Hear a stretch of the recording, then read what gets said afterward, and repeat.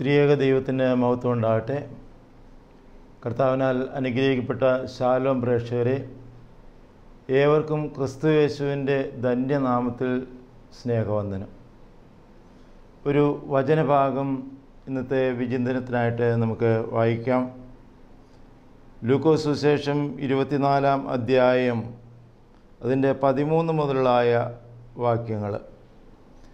അന്ന് തന്നെ അവരിൽ 2 പേർ യെരുശലേമിൽ നിന്ന് 7 നാഴിക ദൂരമുള്ള എമ്മോസ് എന്ന ഗ്രാമത്തിലേക്ക് പോകുകയിൽ ഈ സംഭവിച്ചതിനെക്കുറിച്ച് ഒക്കെയും തമ്മിൽ സംസാരിച്ചുകൊണ്ടിരുന്നു.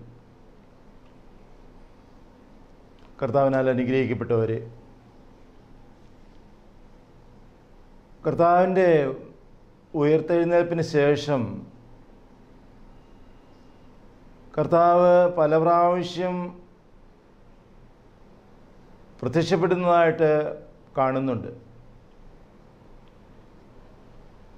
അതായത് ഉയർത്തെഴുന്നേറ്റ കർത്താവ് ജീവിച്ചിരുന്ന കർത്താവിനേക്കാൾ തൻ്റെ പരിമിതികൾ ഒഴിവാക്കപ്പെടുന്നതായിട്ട് ഇവിടെ നമ്മൾ മനസ്സിലാക്കുന്നു. ജീവിച്ചിരുന്ന കർത്താവിന് താൻ എവിടെയായിരിക്കുന്നുവോ അവിടെ ആയിരിക്കുന്നവരുമൊത്ത് സഹവസിക്കുവാനായിട്ട് സാധിച്ചിരുന്നു എന്നുള്ളൊരു വാസ്തവമാണ്, നമ്മളെപ്പോലെ തന്നെ. എന്നാൽ ഉയർത്തെഴുന്നേറ്റ കർത്താവിന്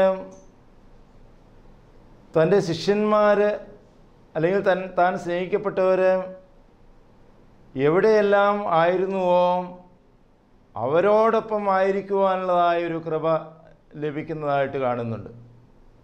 അത് താൻ ജീവിച്ചിരുന്നപ്പോൾ പ്രകടമാകുന്ന ഒരു അനുഭവമല്ല. ഉയർത്തെഴുന്നേറ്റ കർത്താവിൻ്റെ ഒരു പ്രത്യേകതയായിട്ടാണ് നമ്മളതിനെ കാണുന്നത്.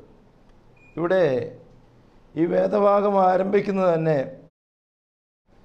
അന്ന് തന്നെ അവരിൽ 2 പേർ യെരുശലേമിൽ നിന്ന് 7 നാഴിക ദൂരെയുള്ള എമ്മോസ് എന്ന ഗ്രാമത്തിലേക്ക് പോകുകയായിരുന്നു. അന്ന് തന്നെ എന്ന് പറയുന്നതിൽ കർത്താവ് ഉയർത്തെഴുന്നേറ്റ 3-ാം ദിവസം ഉയർത്തെഴുന്നേറ്റ അന്നേ ദിവസം തന്നെ എമ്മോസിലേക്ക് പോയ 2 പേർക്ക് കർത്താവ് പ്രത്യക്ഷപ്പെടുകയാണ്. യെരുശലേമിൽ നിന്ന് 7 നാഴിക ദൂരമുള്ളതായ എമ്മോസ് എന്നാണ് ഇവിടെ പറയുന്നത്. വേദശാസ്ത്രത്തിൽ 3 എമ്മോസുകളെ കുറിച്ച് പരാമർശിക്കുന്നുണ്ട്. യെരുശലേമിൽ നിന്ന് 11 കിലോമീറ്റർ ദൂരെയുള്ളതായ എമ്മോസ്, യെരുശലേമിൽ നിന്ന് 31 കിലോമീറ്റർ ദൂരമുള്ളതായ എമ്മോസ്. ഇവിടെ പറയുന്നത് യെരുശലേമിൽ നിന്ന് 7 നാഴിക, അതായത് വേദശാസ്ത്രത്തിൽ പറയുന്നത് യെരുശലേമിന് അടുത്ത് 5.6 കിലോമീറ്റർ ദൂരമുള്ളതായ എമ്മോസ് എന്നാണ് പറയുന്നത്. അപ്പോൾ യെരുശലേമിൽ നിന്ന് എമ്മോസിലേക്ക് പോയ 2 ശിഷ്യന്മാർ അവർ അന്ന് നടന്നതായ സംഭവങ്ങളെക്കുറിച്ച് ചർച്ച ചെയ്തുകൊണ്ടാണ് പോകുന്നത്. അവർ വളരെ ഭാരത്തോടെ അവരുടെ മുഖം വാടിയതായ ഒരവസ്ഥയിൽ അവർ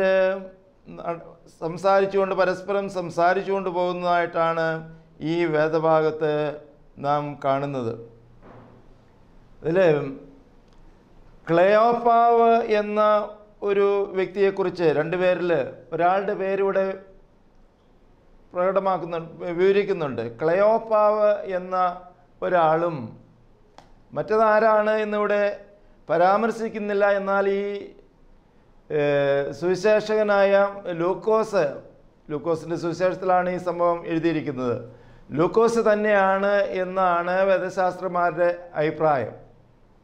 അങ്ങനെ ക്ലെയോപ്പാവും ഈ ലൂക്കോസും കൂടി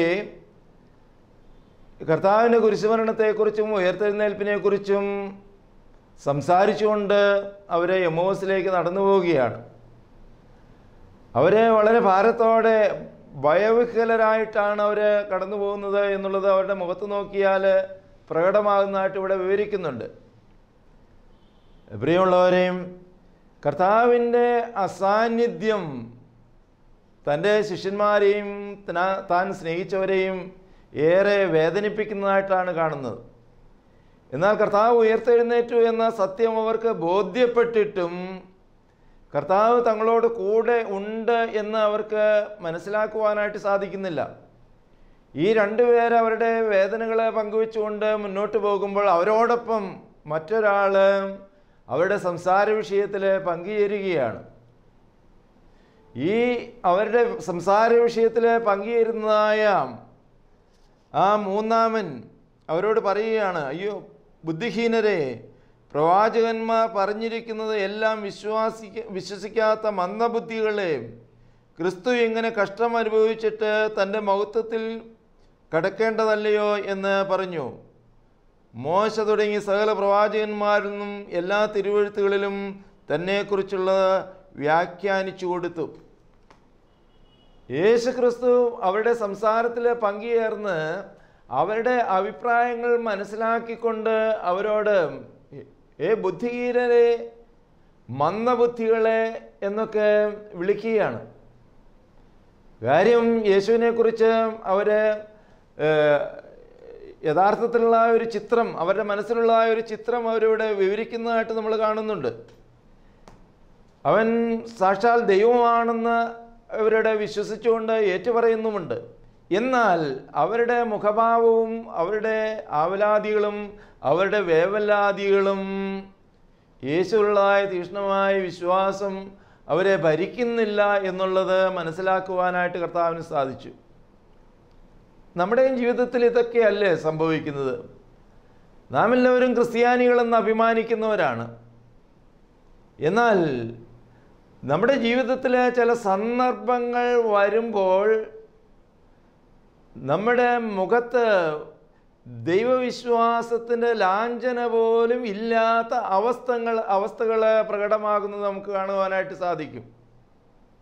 ഞാൻ പലപ്പോഴും പറയാറുണ്ട്, നമ്മുടെ ജീവിതത്തിൽ പ്രതിസന്ധികൾ അഭിമുഖീകരിക്കേണ്ടി വരുന്ന സന്ദർഭത്തിൽ നമ്മളൊന്നൊരു കണ്ണാടി എടുത്ത് നമ്മുടെ മുഖത്ത് നോക്കുകയാണെങ്കിൽ ഇത് നമുക്ക് തന്നെ വ്യക്തമായിട്ട് മനസ്സിലാക്കാനായിട്ട് സാധിക്കും. നമ്മുടെ മുഖഭാവം എപ്പോഴും പ്രകാശിതമായിരിക്കണം.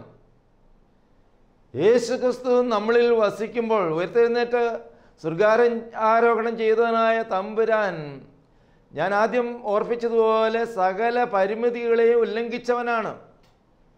അവന് ഇന്ന് നമ്മുടെ ഹൃദയത്തിൽ, നമ്മുടെ ഈ ചെറിയ ഹൃദയത്തിൽ ഉൾക്കൊള്ളുവാൻ തക്കോണം അവന് ചെറുതാകുവാനായിട്ട് സാധിക്കുമെന്നുള്ളൊരു വാസ്തവമാണ്. എന്നാൽ ഈ പ്രപഞ്ചം മുഴുവനും നിറഞ്ഞു നിൽക്കുവാനും അവന് ഇടയാകും. പ്രിയമുള്ളവരെ, നമുക്കറിയാമല്ലോ, കർത്താവ് ഭയവിഹ്വലരായ ശിഷ്യന്മാർക്ക് അടയ്ക്കപ്പെട്ട മുറികളിൽ പ്രത്യക്ഷപ്പെടുന്നു. അതുപോലെ പഴയ ജോലിയിലേക്ക് കടന്നുപോയതായ ശിഷ്യന്മാർ, മത്സ്യം പിടിക്കുവാനായിട്ട് മടങ്ങിപ്പോയതായ ശിഷ്യന്മാർക്ക് ആ ഗലീലാക്കടലിൽ അവൻ പ്രത്യക്ഷപ്പെട്ട് ആഴത്തിലേക്ക് വലയിറക്കുവാനായിട്ട് ആവശ്യപ്പെടുകയും സമൃദ്ധിയായ മത്സ്യം അവർക്ക് ലഭിക്കുകയും ചെയ്യുന്നതായ അനുഭവങ്ങളൊക്കെ ഉയർത്തെഴുന്നേറ്റ കർത്താവ് സമൂഹത്തിൽ പ്രവർത്തിച്ചതായ സംഭവങ്ങളൊക്കെ നമുക്കറിയാം. പ്രിയമുള്ളവരെ, എന്നാൽ ഒരു കാര്യം നാം മനസ്സിലാക്കണം, ഈ സത്യം ഇവർക്ക് ഉൾക്കൊള്ളുവാനായിട്ട് സാധിച്ചില്ല എന്നുള്ളൊരു വാസ്തവമാണ്. അത് കർത്താവാണെന്ന് ഇവിടെ എമ്മോസിലേക്ക് പോയ ശിഷ്യന്മാരോട് കൂടെ കർത്താവ് നടന്ന് അവരുമായിട്ട് ആശയവിനിമയം നടത്തിയപ്പോഴും അത് കർത്താവാണ് എന്ന് അവർക്ക് അംഗീകരിക്കുവാനായിട്ട് സാധിച്ചില്ല. കർത്താവിൻ്റെ ഉയർത്തെഴുന്നേൽപ്പിൻ്റെ സാക്ഷികളാണ് ഇവർ. എന്നാൽ അടയ്ക്കപ്പെട്ട മുറിയിൽ കർത്താവ് പ്രത്യക്ഷപ്പെട്ടതായ സമയത്ത് ഇത് എങ്ങനെ സംഭവിക്കുമെന്നുള്ളതായ ഒരു ഭയം അവരിൽ സംജാതമായി.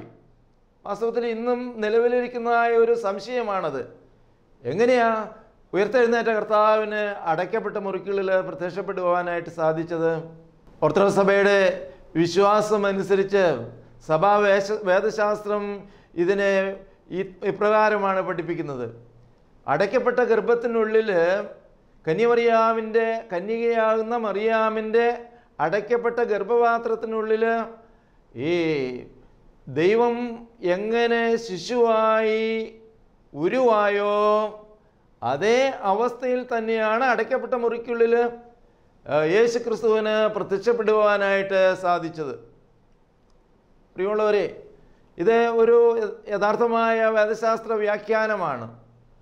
അപ്പോൾ കർത്താവിൻ്റെ സകല പരിമിതികളും ഉല്ലംഘിച്ചുകൊണ്ട് തന്നെ സ്നേഹിക്കുന്നവരോട് കൂടെ ആയിരിക്കുവാനായിട്ട് സാധിക്കുമെങ്കിൽ നാം ഏതവസ്ഥയിലായിരുന്നാലും നമ്മോട് കൂടെ വസിക്കുവാനായിട്ട് തമ്പുരാനായിട്ട് സാധിക്കും.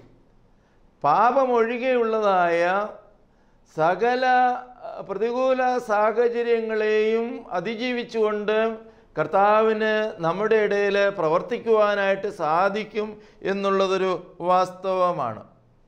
നമ്മുടെ ആത്മീയ ജീവിതത്തിലും കർത്താവ് നമ്മോടുകൂടെ പാർക്കുവാനായിട്ട് നമ്മൾ ആഗ്രഹിക്കാറുണ്ടോ? കർത്താവ് അവരോടുകൂടെ പാർക്കുവാനായിട്ട് തയ്യാറായി, അവരുടെ ക്ഷണമനുസരിച്ചാണ് കർത്താവ് അവരോടുകൂടെ പാർക്കുവാനായിട്ട് തയ്യാറാകുന്നത്. ആത്മീയ ജീവിതത്തിൽ ഒരു വികലമായ ചിന്തയുണ്ട്. ഏതവസ്ഥയിലും കർത്താവ് നമ്മോടുകൂടെ ആയിരിക്കുമെന്നുള്ളതായൊരു ചിന്ത. എന്നാൽ ഒരു കാര്യം വാസ്തവമാണ്, നമ്മുടെ ആഗ്രഹമില്ലാതെ, നമ്മുടെ അനുവാദമില്ലാതെ കർത്താവ് ഒരിക്കലും നമ്മോടുകൂടെ പാർക്കുവാനായിട്ട് തയ്യാറാവുകയില്ല എന്നുള്ളൊരു വാസ്തവമാണ്. ഇത് ശമരിയക്കാരി സ്ത്രീയുടെ ആ ജീവിതാനുഭവമായിട്ട് അനുഭവപ്പെട്ട് ശമര്യയിൽ സംഭവിച്ചതായ ഒരു അനുഭവമാണ്. ശമരിയക്കാരോടുകൂടെ കർത്താവ് രാപാർക്കുവാനായിട്ട് തയ്യാറായി. അവരെ വിജാതീയരാണെങ്കിൽ പോലും ശമര്യ സ്ത്രീയുടെ ജീവിതത്തിലുണ്ടായ അനുഭവത്തിലൂടെ അവരിൽ വന്നതായ ഒരു മാറ്റമാണത്. അവരോടുകൂടെ പാർക്കുവാനായിട്ട് ശമര്യക്കാർ ആഗ്രഹിക്കുകയും കർത്താവ് അതിന് തയ്യാറാവുകയും ചെയ്യുന്നു. ഇവിടെയും കർത്താവിനെ അവർക്ക് ബോധ്യപ്പെട്ടിട്ടില്ലെങ്കിലും അവനിൽ എന്തോ ഒരു അമാനുഷികത അവർക്ക് അനുഭവപ്പെട്ടു എന്നുള്ളൊരു വാസ്തവമാണ്. അവരോടുകൂടെ പാർക്കുവാനായിട്ട് അവർ ആഗ്രഹിച്ചു, കർത്താവ് അതിന് തയ്യാറായി. ഞാൻ ഓർപ്പിച്ചല്ലോ, കർത്താവ് നമ്മോടുകൂടെ വസിക്കുവാനായിട്ട് തയ്യാറാകണമെങ്കിൽ നമ്മുടെ അനുവാദം വേണമെന്നുള്ളൊരു വാസ്തവമാണ്. അതെന്തിനാണെന്ന് ഒരു പക്ഷേ നമ്മൾ ചിന്തിച്ചേക്കാം. ഞാൻ പറയട്ടെ, നമ്മുടെ ഭവനത്തിൽ ഒരു അതിഥി വരികയാണെങ്കിൽ ആ അതിഥി വന്ന് വാതിൽ തുറന്ന് മുറിക്കുള്ളിലേക്ക് പ്രവേശിക്കുകയില്ല. മാന്യനായോ അതിഥി നമ്മുടെ ഭവനത്തിൽ വന്നു കഴിഞ്ഞാൽ ആദ്യം കോളിംഗ് ബെല്ലടിച്ച് അല്ലെങ്കിൽ വാതിൽ മുട്ടി വാതിൽ തുറക്കാനായിട്ട് ആവശ്യപ്പെടുകയാണ്. നാം വാതിൽ തുറന്നു കൊടുക്കുമ്പോഴാണ് ആ അതിഥിയുടെ രീതി അനുസരിച്ച് ആ അതിഥിയെ നമ്മുടെ ഭവനത്തിനുള്ളിലേക്ക് സ്വീകരിക്കുവാനായിട്ട് നമ്മൾ തയ്യാറാകുക. ചില അതിഥികളെ ചിലപ്പോൾ വരാന്തയ്ക്ക് വെളിയിൽ തന്നെ നമ്മൾ പറഞ്ഞു വിടുന്നതായിട്ട് നമുക്ക് അനുഭവമുണ്ട്. ചിലരെയൊക്കെ നമ്മൾ സിറ്റ് ഔട്ടിൽ വരെയും നമ്മൾ പ്രവേശിപ്പിക്കും. എന്നാൽ അവരുമായിട്ടുള്ളായ നമ്മുടെ ബന്ധത്തിൻ്റെ അടിസ്ഥാനത്തിലാണ് അവരെ നമ്മൾ നമ്മുടെ ഭവനത്തിലേക്ക് സ്വാഗതം ചെയ്യുകയും അവരുമായിട്ട് നമ്മൾ ഇടപെടുകയും ചെയ്യാനായിട്ട് ഇടയാകുക. ഇത് കർത്താവ് തൻ്റെ ജീവിതത്തിൽ അനുവർത്തിക്കുന്നതായ ഒരു രീതിയാണത്. കർത്താവിനെ നമ്മുടെ ജീവിതത്തിലേക്ക് സ്വീകരിക്കുവാനായിട്ട് നാം തയ്യാറാകുമ്പോഴാണ് കർത്താവ് നമ്മുടെ ജീവിതങ്ങളിലേക്ക് ഇറങ്ങി വരുവാനായിട്ട് ഇടയാകുക.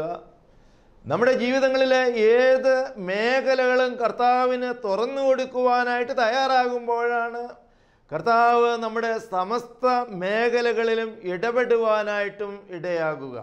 നമ്മൾ മനസ്സിലാക്കണം. ഏതായാലും ഇവിടെ എമ്മോസിലേക്ക് പോയ തൻ്റെ ശിഷ്യന്മാരുടെ ആഗ്രഹപ്രകാരം കർത്താവ് അവരോടൊപ്പം രാപാർത്തു എന്ന് മാത്രമല്ല, അവൻ അപ്പമെടുത്ത് അനുഗ്രഹിച്ച് നുറുക്കി അവർക്ക് കൊടുത്തു. അവൻ അപ്പമെടുത്ത് അനുഗ്രഹിച്ച് നുറുക്കി അവർക്ക് കൊടുക്കുകയാണ്.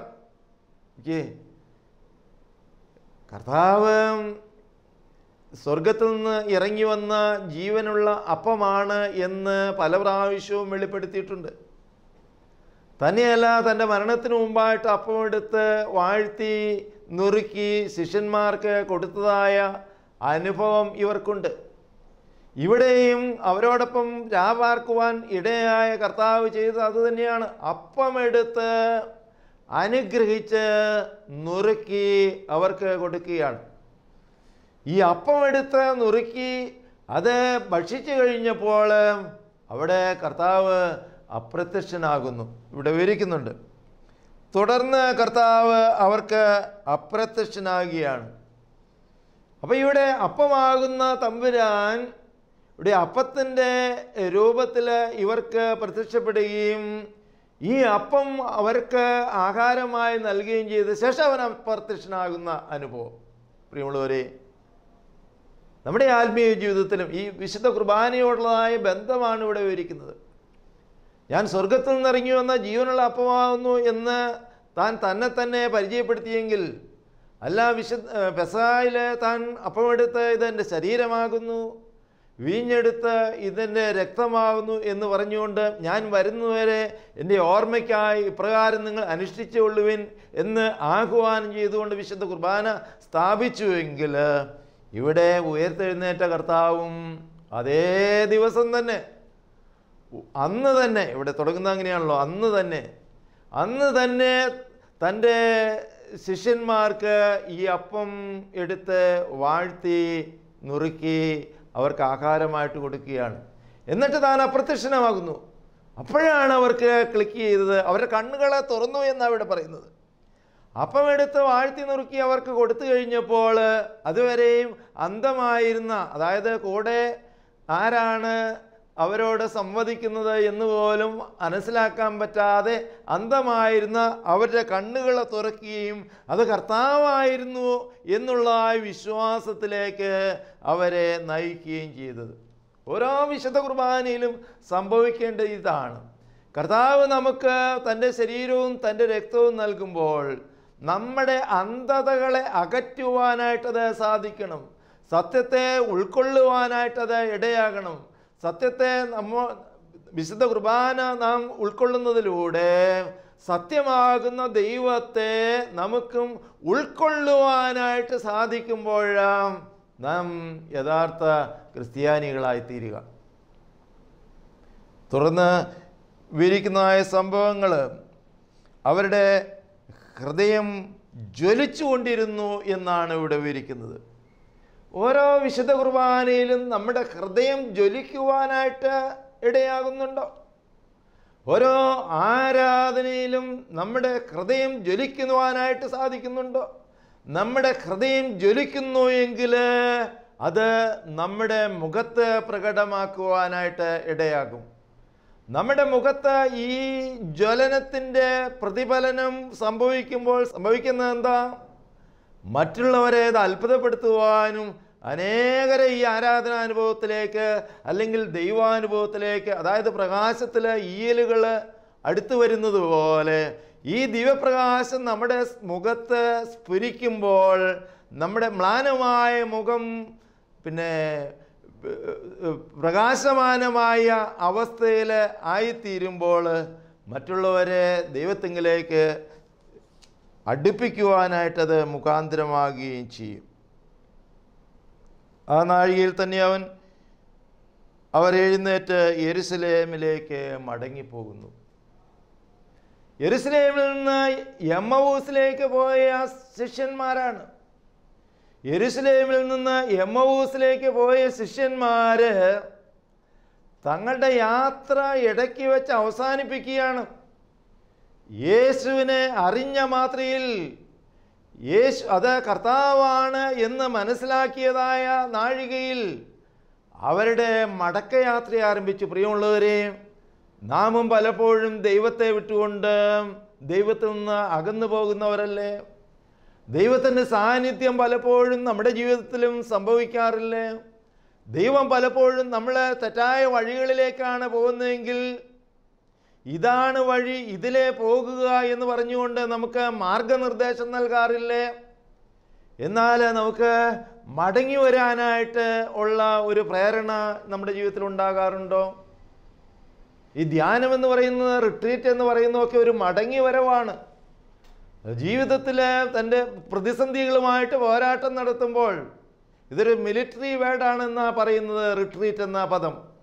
മിലിറ്ററിയിൽ പട്ടാളക്കാർ ശത്രുക്കളോട് യുദ്ധം ചെയ്ത് അവർ തളർന്ന് അവശരാവുന്ന അവസ്ഥയിൽ അവരെ സൈന്യ മേധാവിയും റിട്രീറ്റ് എന്ന് പറഞ്ഞുകൊണ്ട് അവരെ മടക്കി വിളിക്കുകയാണ്. എന്നിട്ട് അവർക്ക് കൂടുതൽ മാനസിക ശക്തിയും പിന്നെ ഊർജവും പകർന്നു കൊടുത്തുകൊണ്ട് അവരെ പടക്കളത്തിലേക്ക് അയക്കുന്നതായ ഒരു അനുഭവം. നമ്മുടെ ജീവിതം ഇതുപോലെ തന്നെ ഒരു പോരാട്ടത്തിൻ്റെ അനുഭവമാണ് ക്രിസ്തീയ ജീവിതം എന്ന് പറയുന്നത്. ഈ പോരാട്ടത്തിൻ്റെ അനുഭവത്തിൽ നാം തളർന്നു പോകും, വാസ്തവമാണ്.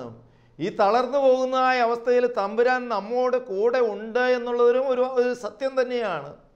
എന്നാൽ അവൻ നമ്മെ മാടി വിളിച്ച് തിരിച്ചു വന്ന് നമുക്ക് അപ്പം തന്ന് നമ്മെ പുനഃശക്തീകരിക്കുവാനായിട്ട് തമ്പുരാൻ ആഗ്രഹിക്കുന്നു.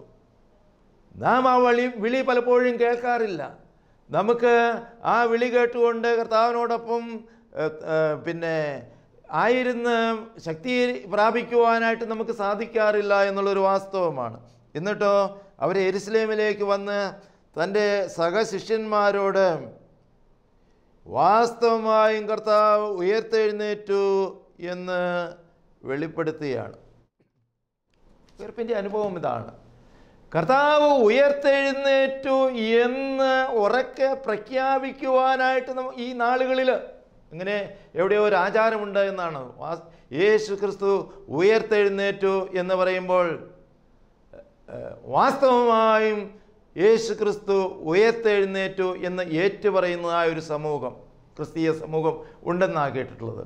അപ്പോൾ യേശു ക്രിസ്തു ഉയർത്തെഴുന്നേറ്റു എന്ന് നമുക്ക് സ്ലോഗനായിട്ട് പറയുവാനും വാസ്തവമായും യേശു ക്രിസ്തു ഉയർത്തെഴുന്നേറ്റു എന്ന് തിരിച്ച് അഭിവാദനം പറയുവാനും സാധിക്കുന്ന ഒരു അനുഭവം സംജാതമാകണം. ഈ എമ്മൗസിലേക്ക് പോയ ശിഷ്യന്മാർക്കുണ്ടായതായ ആ അനുഭവം, പിന്നെ ജ്വലനത്തിൻ്റെ അനുഭവം, വാടിയ മുഖം പ്രകാശമാനമാക്കുന്നതായ ഒരു അനുഭവം നമ്മുടെ ക്രിസ്തീയ ജീവിതത്തിലും സ്വായത്തമാക്കുവാൻ തൊക്കെ നമുക്ക് സാധിക്കട്ടെ എന്ന് ഓർപ്പിച്ചുകൊണ്ട് ഞാൻ എൻ്റെ വാക്കുകൾ ഉപസംഹരിക്കുന്നു. പിതൃപുത്ര വിശുദ്ധാത്മാവാൻ ദൈവമേ, ഞങ്ങൾ നിന്നെ സ്തുതിക്കുന്നു, ആരാധിക്കുന്നു, മഹത്വപ്പെടുത്തുന്നു. കർത്താവേ, നീ ഞങ്ങൾ കേട്ട തിരുവചനത്തിനായി നിന്നെ ഞങ്ങൾ മഹത്വപ്പെടുത്തുന്നു. നാഥായി ഉയർപ്പിൻ്റെ നാളുകളിൽ വാസ്തവമായി നിന്നോട് കൂടെ ആയിരിക്കുവാൻ തക്കവണ്ണം നീ ഞങ്ങളെ സഹായിക്കണമേ എന്ന് പ്രാർത്ഥിക്കുന്നു. ഞങ്ങളുടെ ജീവിതത്തിൽ ഞങ്ങൾ അഭിമുഖീകരിക്കുന്ന പ്രതിസന്ധികളിലെല്ലാം നിന്നിൽ പരിഹാരം കണ്ടെത്തുവാൻ തക്കവണ്ണം നീ ഞങ്ങളെ സഹായിക്കണമേ എന്ന് പ്രാർത്ഥിക്കുകയാണ്. കൃപകൾക്കായി സ്തോത്രം, അനുഗ്രഹങ്ങൾക്കായി സ്തോത്രം. മാതാവേ, ശുദ്ധിവാന്മാരെ, ശുദ്ധിതകളെ പ്രാർത്ഥിക്കണമേ. പിതാവിൻ്റെയും പുത്രൻ്റെയും പരിശുദ്ധ രൂപയുടെയും നാമത്തിൽ തന്നെ. ആമീൻ.